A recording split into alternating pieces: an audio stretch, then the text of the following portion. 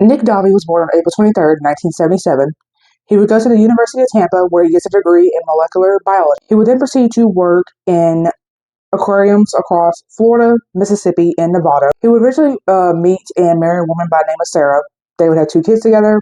They would leave Louisiana because due to Hurricane Katrina. They then would start going to Grace Point Church, where he eventually became the pastor of that church in 2014. So eventually they would basically move to Vegas, and while in Vegas they have a neighbor by the name of Joe Junio. And so Joe was apparently born December 17th, 1987, and she was a real estate agent and apparently had her own company called Muskega Tanning since 2020.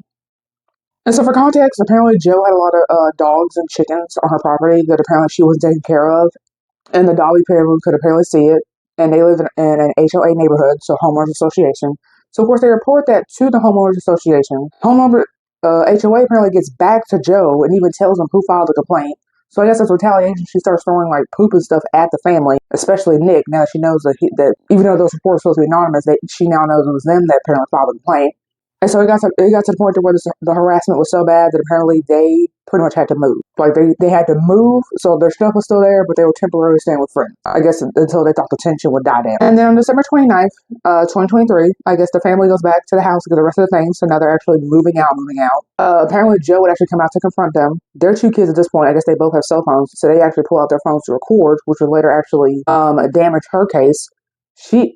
Joe would apparently then pull out a gun and shoot Nick, which unfortunately winds up killing him. She then shoots Sarah, who survives, but is understandably traumatized. And then Joe, when she gets arrested, she basically tries to claim self-defense, but luckily the kids' video, and I assume their testimony of earlier threats she may have made to them, they basically proved that this was self-defense. So then, of course, Joe is obviously arrested for this, and she gets arrested on murder, attempted murder, and child abuse for a $300,000 bond.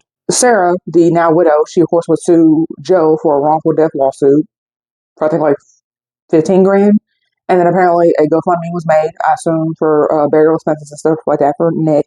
And more than $100,000 has been raised at the time since it's been created. And Joe is currently awaiting trial.